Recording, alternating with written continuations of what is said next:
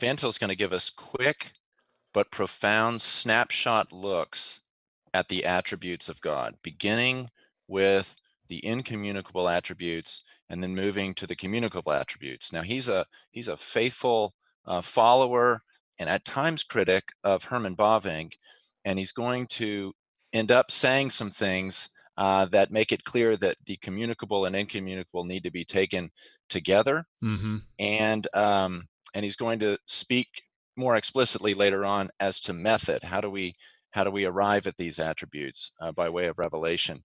But it seems to me that he's very clearly following the order that Bavinck lays out in volume 2 of his Reformed Dogmatics. I've got the index or Yeah. the table of contents open. Independence, immutability, infinity, unity, and simplicity is the order of the incommunicable attributes. And this is basically the exact same order that Van Til uses in his discussion. So Carlton, I maybe, think that's an important historical theological point that needs to be reiterated. So I just want to butt in and just say that. And along the lines of what Lane just lectured on down at Mid-America Reformed Seminary, if people haven't seen that yet, the videos are available.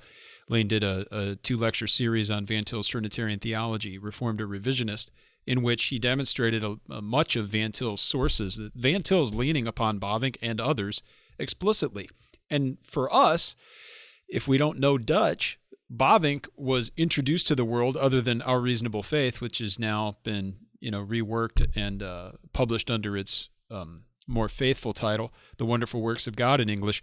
Prior to 2003, we didn't have the dogmatics. Van Til did. He's Dutch. He reads Dutch. He also had Vos's dogmatics, and he was also fluent in German. So Van Til has access to many things of which the Anglophones, exclusive Anglophones, didn't. And somewhat that has been lost upon many people in the United States, particularly critics of Van Til, who assume he is just making stuff up and inventing theology and apologetics on the fly. He is explicitly developing what his colleagues have done, not just here in the United States. He mentions early on he's leaning upon John Murray and just telling you what John Murray said and saying this is my view, but it's his job to do the systematics. I don't do that.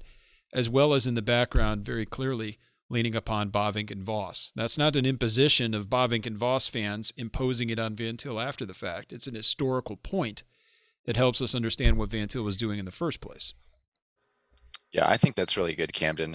Maybe one of the reasons Van Til moves so quickly through these attributes is because he takes it as a given Yeah. that these are understood by the reader. They've been articulated at length by Bavinck, and so he's just going to walk through them very quickly. But what he does say, I find fascinating at key points.